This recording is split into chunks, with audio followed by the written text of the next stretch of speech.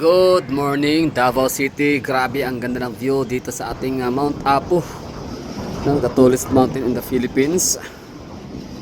Nice one, seated in the province of Davao del Sur, city of Davao and some part of Cotabato province. So ngayon, tingnan natin ang ganda ng ating coastal road. So yun po yung Bagua Playa. Di ba ang ganda no? Sulit, parang pagmamahal ng mga Duterte sa mga Pilipino. Yung kanyang mga ginagawang proyekto, pulido, walang bakja, pang matagalan, long lasting. Di kalidad, durable, world class. So siyempre, maliban dyan sa view na yan, ang mga tao din mismo. So, Completos Ricados, ang ganda ng Davao City, no? Meron kami ng dagat. Yan, we have dagat.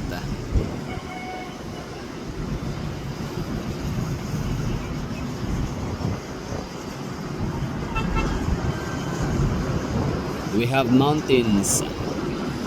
We have dagat and mountains.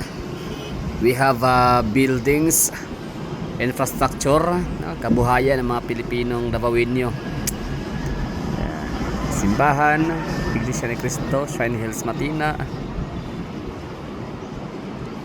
At meron tayo ditong mga skyscrapers and mga high-rise buildings.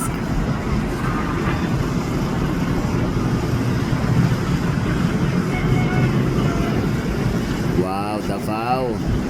Good morning, Pilipinas. Buong mundo na may mga Pilipino. Ganda ng sulat ng Davao City. Ang ganda ng sulat ng mga Duterte. The best ka talaga, Tate Digo. Thank you for making this happen or possible no, na napakalayo sa kabihas na nung araw, malayo sa Mega Manila, malayo sa Imperial Manila. No? Bago lang tong Davao City, like 1800s lang na-discover. Pero kita nyo na ngayon, grabe ang yaman. Fifth wealthiest city in the Philippines.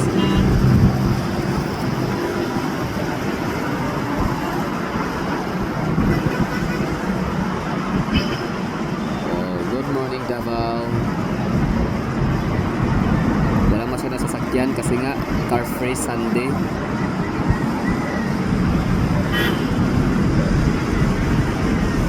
Walang traffic.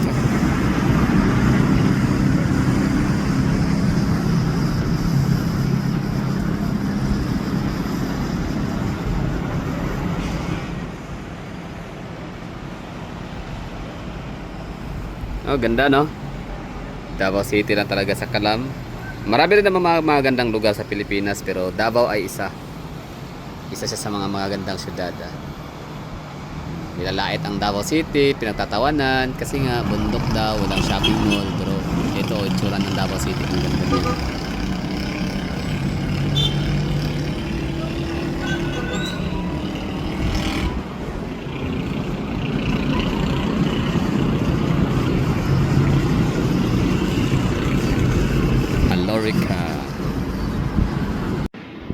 And of course, beautiful sunrise. Sunrise on the east. Tama ba east? World class river bridge ng Bukana. Thank you, China. People's Republic of China. And of course, ini siya Tate Digong sa kanyang galing na kanyang diplomasiya. A friend to everyone and enemy to no one. So ito yung bunga, diba? Ganda. Yun o, nag-i-enjoy niya. Ini-enjoy niya ang napakakalmadong dagat natin dito sa Davao Gulf.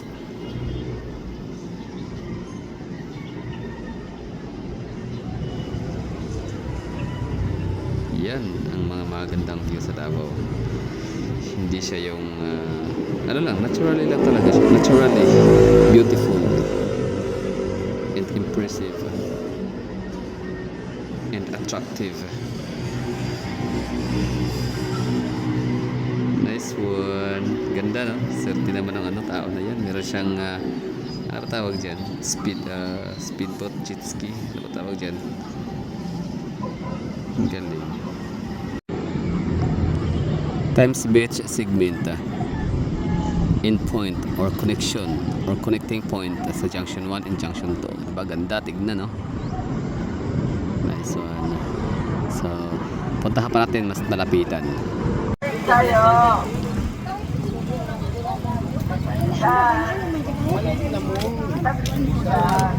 Ulit na mo. Lapit tayo. O, diba? Dito tayo sa ano ha? Coastal Road, Times Beach. So ito yung closer look sa Coastal Road sa may junction 2, Times Beach.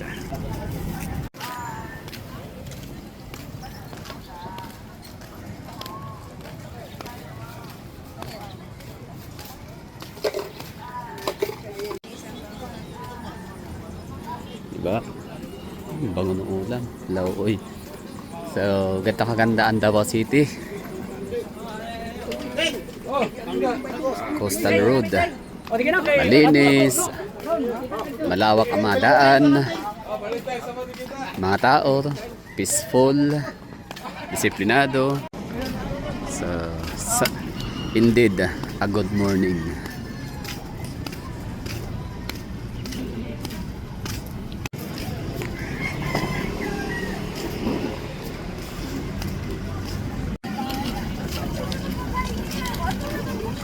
Ang lugar nito, ang Davao City, ano talaga siya, no? Pangmasa. Ay, ibig sabihin is for all ages and for all walks of life.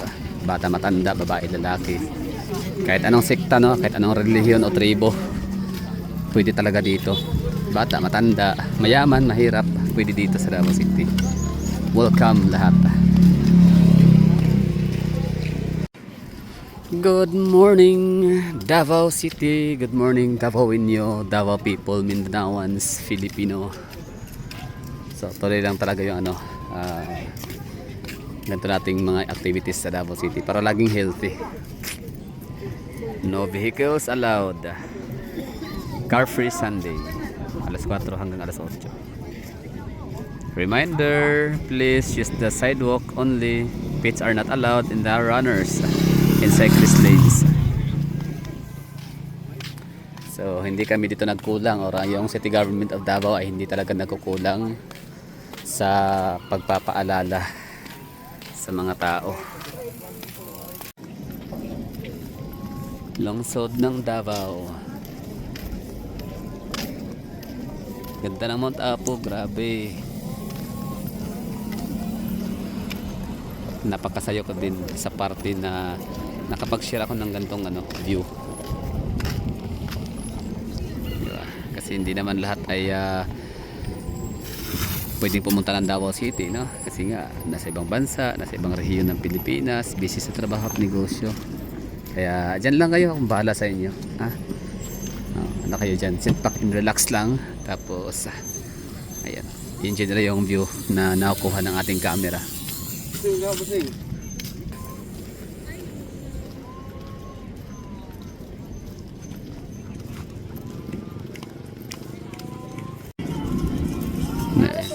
Parang mga ibon ang mga tao, nakahanap ng lilim, kahoy, masulungan, pahinga, kwentuhan, diba? Ang ganda, no? Peaceful lang.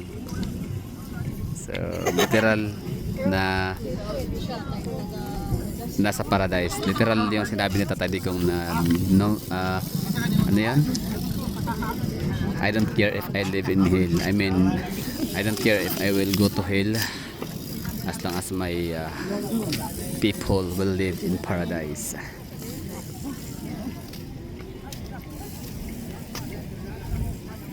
Yun. Closer look na tayo dito, ha.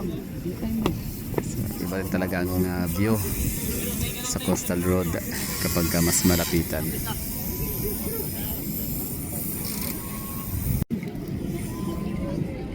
Mount Apo yung pinaka-peak. Ito mas mataas siya tingnan kasi nga mas malapit, mas closer siya sa atin kumpara kay Mount Apo. That's Talomo, Mount Talomo.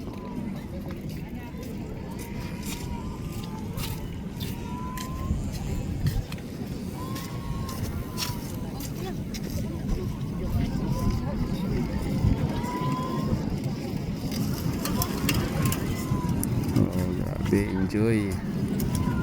Mga tao, peaceful, naglalakad. Tahimik, wala sasakyan, walang tambotso, wala ingay ng mga makina. Ganyan ang mga Duterte magmahal sa inang kalikasan, ha. Kita nyo ngayon, nagkuha pa sila na nag-acquire pa sila ng electric vehicle. Samantala yung ibang mga politisyan natin sa Pilipinas, pinagsisira ang mga kabundukan, minimina.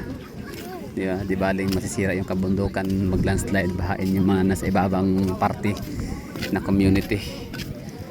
Ang sa kailang mahalaga, pera, bulsa, busog, bilyon-bilyon ang nakulimbat nila.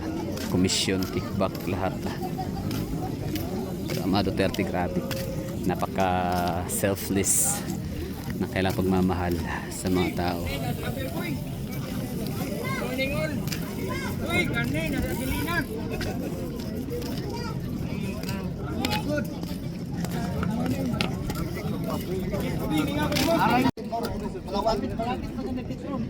Yan naman yung tulay area, Bukana Junction to. So hindi pala siya passable or hindi siya pinapadaanan kahit ng mga runners and cyclista kahit Sunday.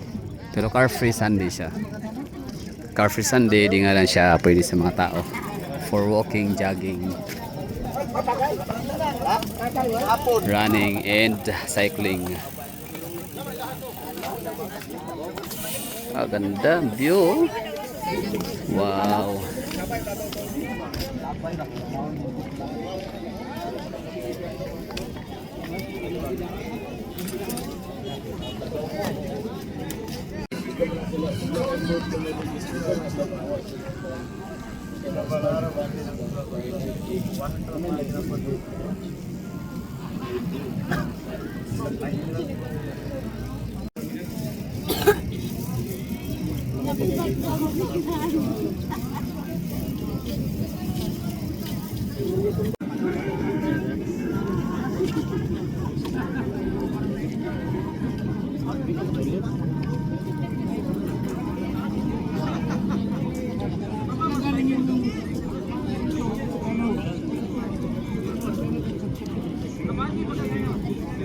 So ito yung last Sunday ng taon, December 28.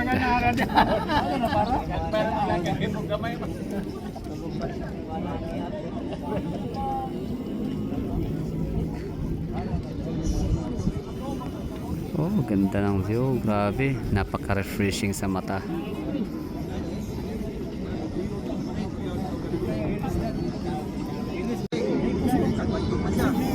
Ayan, pinagpawisan na sila, nakalabas na yung mga toxin sa katawan,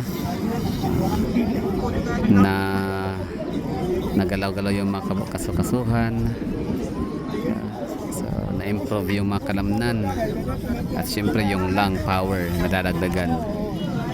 Very good. So dito sa Davao City kasi bawal mag-use diba? So talagang alaga talaga ang ginagawa ni Digong, is inalagaan niya talaga ang sangkatauhan, kalusugan, safety, health, diba? Mental health. Ay, the best talaga si Digong. Sara Duterte, Basti Duterte, Pulong Duterte, Umar Duterte, Rego Duterte, Kitty Duterte, lahat yung mga yan walang tapon, solid. Sarap ng hangin, grabe.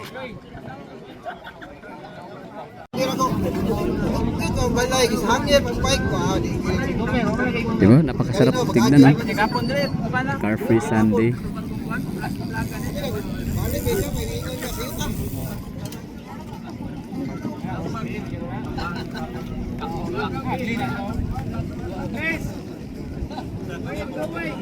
Yan na si Kuya, pawis na.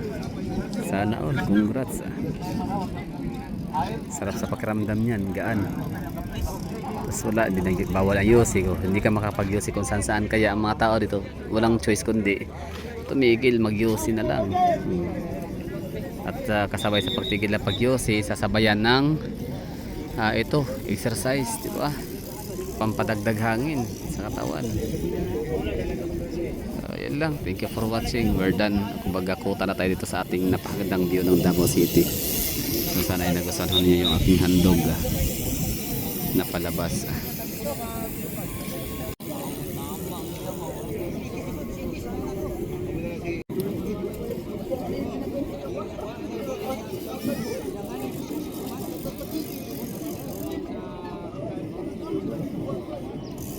Pero magkasabay magka pero total o di kaya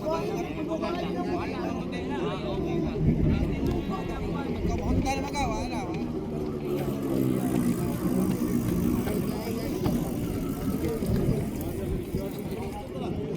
Ini kanta itu.